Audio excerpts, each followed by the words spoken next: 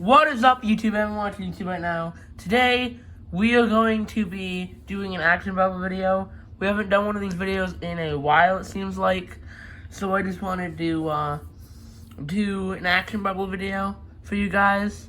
I think the action Bible is really good. I mean, I wouldn't use it as my main Bible. I don't think you should either. But if you want to see my full review, click up there, and then you can see my full review. But yeah, I did a full review on this, and then I also did some other action Bible videos too. I'll also link up there too, if you want to see any other action Bible videos that I did. I haven't done one on David and Goliath, so I think I want to do one on that today. So it just helps you picture how big everything is, and like helps you get an image in your head. It's not made to be like you all know Bible once again. God's new king, based on 1 Samuel 16, chapter 16, verses 1 through 13. So it's based off of it. It's not an exact, like, Bible, but, like, this would be good for, like, small kids or for other people, too, that just like a visual. And I only pulled this out once in a great while, but I think this is pretty cool. Like, if, you know, some parts of the Bible are pretty confusing. It pretty much goes in order from a regular Bible, so which is pretty cool. So, God sends his prophet Samuel to Bethlehem, where he is greeted by Jesus. Wait, but no, not by Jesus, by Jesse. I read that completely wrong. By Jesse, Jesus, this is the Old Testament. Jesus is not in, by Jesse, the grandson of Ruth and Boaz. Samuel, oh no, what have we done wrong? Don't worry, I haven't come to judge you. I've come to give an offering to God. They've come to give an offering to God. Jesse, God wants me to choose one of your sons for a special service. Will you bring your sons to me? Of course. Of course. So, this is my oldest son, Eliab. I hope I'm pronouncing names right. I'm terrible with names, and I know I need to get better at names. Sorry if I'm pronouncing any names wrong. I hate pronouncing names wrong.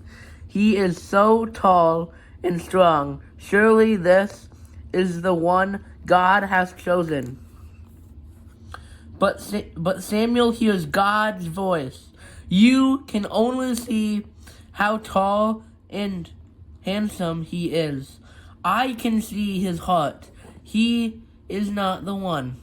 God can see people's hearts. That is true, okay? God can see the hearts of man. I'm sorry, Eliab is not the one. Call another. Ebenab. I hope I'm pronouncing this right. Okay. 7 of Jesse's sons appear before Samuel, but not one of them is chosen. Have I seen your sons? No, the youngest one, David, is tending the shepherd. I'll send one of my sons and a servant for him. I wonder why Samuel insists on seeing David. This whole thing is a mystery.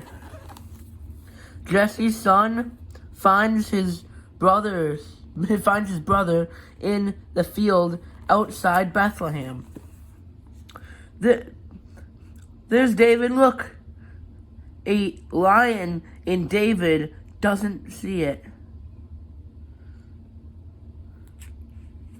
Look, a lion, and David doesn't see it. So there's a lion, and there's David. And I do want to know that these characters are not what they would actually look like. Probably not. because they don't have a time machine, can't go back to see what the Bible characters look like. So, see what, everyone in the Bible looks like. So, yeah, they're just, representations of what the authors think they are. So that's another thing. It's not, so there's David right there. And then there's the lion that he doesn't see. I wonder what's gonna happen. I mean, I actually do know what's happening. I've read the story in the Bible, but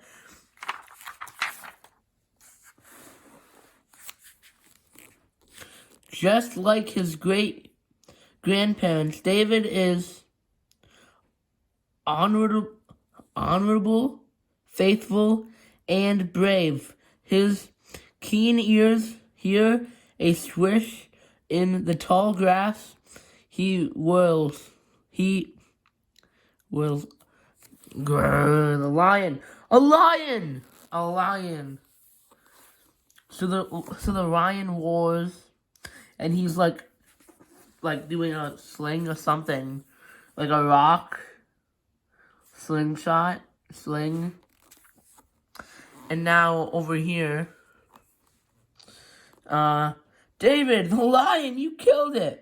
I also had to kill a bear a few days ago. Nothing's going to hurt my father's sheep if I can help it. So David is protecting his father's sheep. And he killed this lion with a rock and, yeah, with a slingshot. Well, I'm not really sure what that all is, but anyway.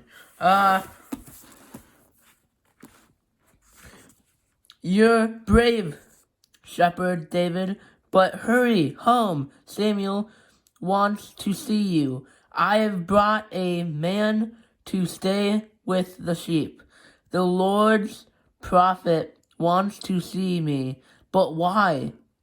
On the hike back to the city, David continues to wonder, but when Samuel sees the young shepherd boy, he hears God say, "This is my chosen one."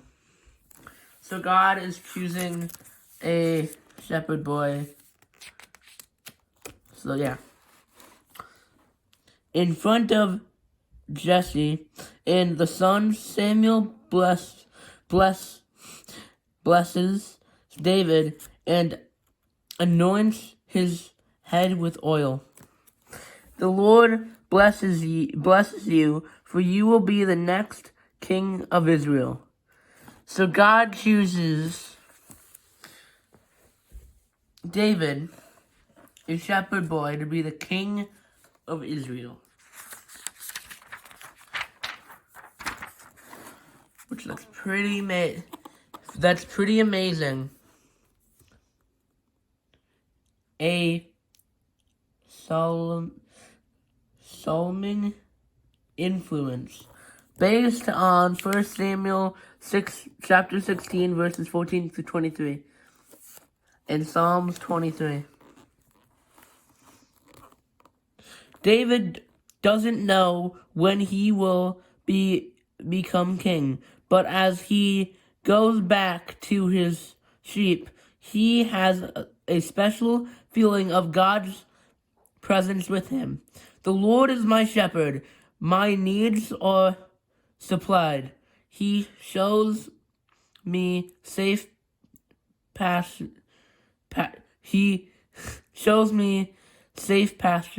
where we walk side by side. That's a beautiful song, but I'd never heard it before. I just made it up. Gets lonely out here, so I write songs and sing them to the Lord. Back at the place, the men go to see King Saul, but they find him staring wildly into space. Sometimes I think the king is going mad music seems to be the only thing that helps. I know, the shepherd boy. O kings, we know a young shepherd who plays the harp and sings beautiful songs. It's plain that God is with the boy. Would you like to hear him? Send for him.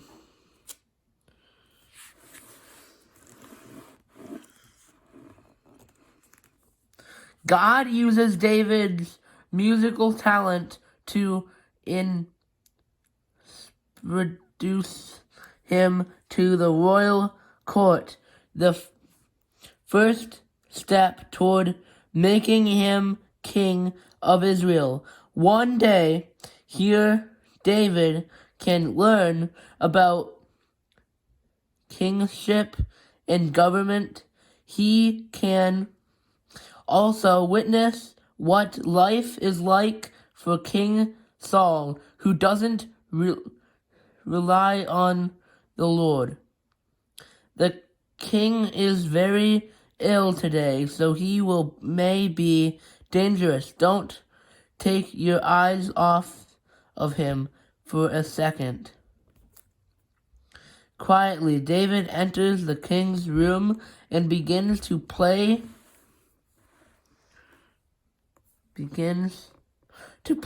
Saul stares at him widely, but David continues to play and sings of his faith in God.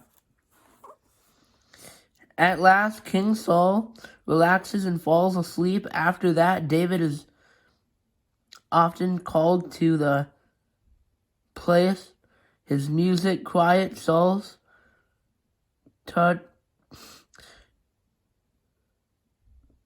tortured mind, and eventually the king seems well again for a time. A giant challenge based on 1 Samuel 17. A few years later, the Philippians collect their forces for an attack against Israel.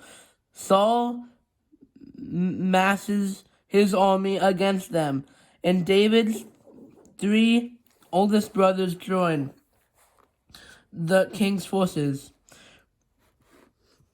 One evening, David comes in from the fields to find his father busy packing food. I'll leave right away. What's the latest news from the battlefront? This is for your brothers. I want you to take it to them.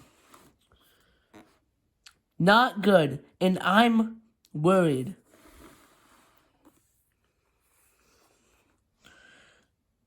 The not good news is this: a giant is fighting for the Philippians. All the Israelites are scared of him, including King Saul.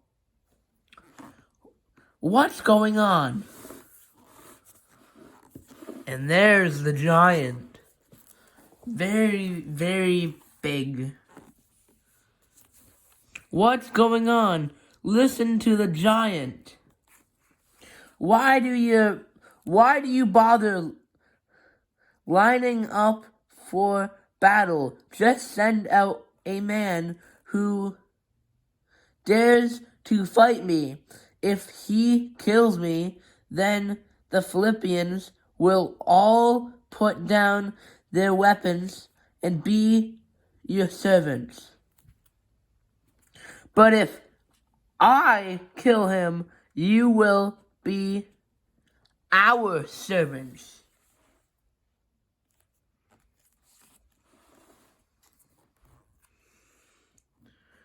Who is this unclean Philistine that thinks he can defy the army of God? Who can defy the army of God? That's Goliath. The king has said that whoever defeats him will receive great wealth, Saul's own daughter, and best of all, he'll never have to pay taxes again. But no man dares to face Goliath.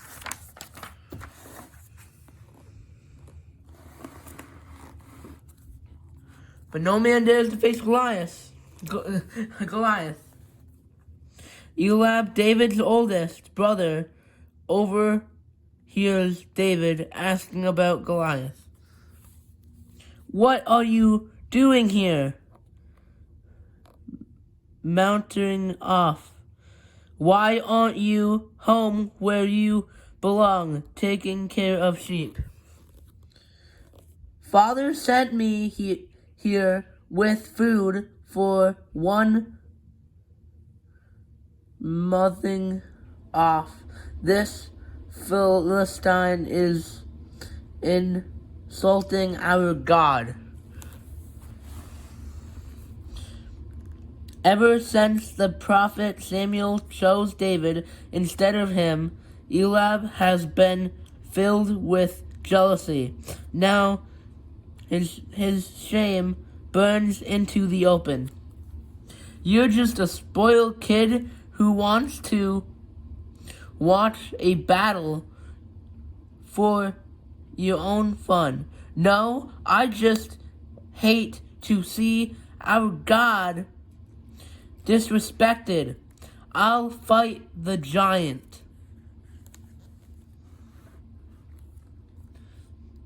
David's words spread throughout the camp. "Oh, king, there is one person who will fight, but bring him here at once."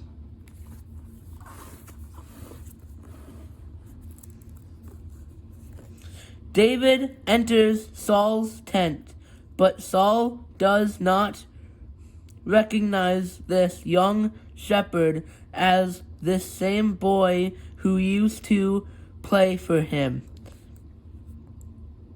An untrained teenager. You giant fight? A giant? Here's an elite warrior. I am a shepherd. I have killed bears and lions to protect my sheep. The Lord is our shepherd, so God will help me kill this Philistine to protect our people. Spoken with courage and faith. Go, and the Lord be with you. You may even wear my own armor to protect you from this monster. I can't wear this. I am not used that. I can't wear this. I am not used to fighting in armor. Besides, my plan is not to defend myself, but to attack. I don't need armor, just some stones for my sling.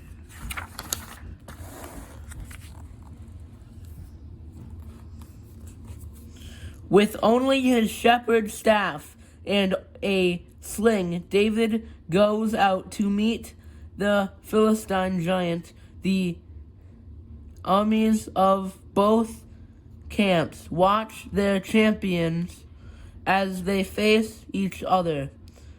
"Ha ha! Do you think I'm a dog that you can chase me away with sticks and stones? I'll give you flesh to the wild animals. You come with a sword, a spear, and a shield, but I come in the name of God, who will give me the victory." Wish. The giant laughs, but David whirls his sling takes careful aim and lets the stone fly. Look, David has slain Goliath with a single shot from his sling. He runs to the body, grabs Goliath's sword, and holds it up in victory. Let everyone know that our God does not need human weapons. This battle is the Lord's, and He has delivered the Philippians to us. I must have been a good... I must have been a god. How else could... It must have been a god. How else could a mere boy defeat Goliath? In terror, the Philippians flee for their lives.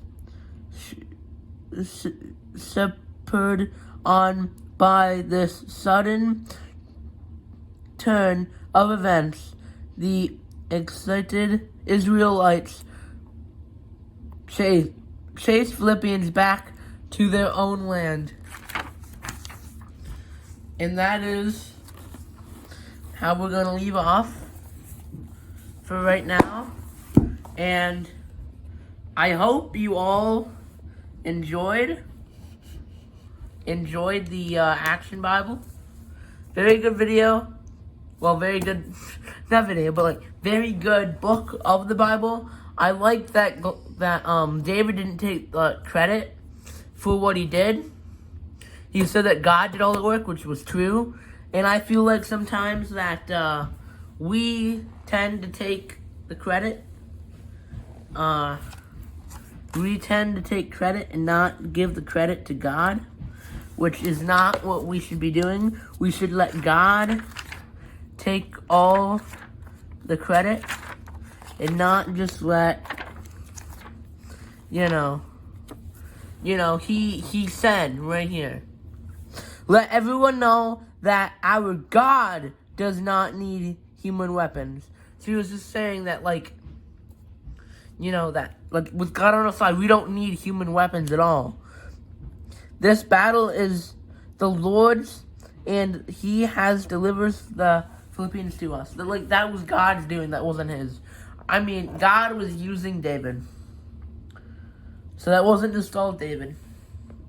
And I think God picked David, like a boy, to do it, because if it was a man, like a strong, like another man, like not a boy, they wouldn't really believe it was God. But one shot from his sling killed Goliath, which, yeah, I can't believe it. But God does some unbelievable things. God does a lot of miracles. And with that, I'll see you guys next time. Bye-bye.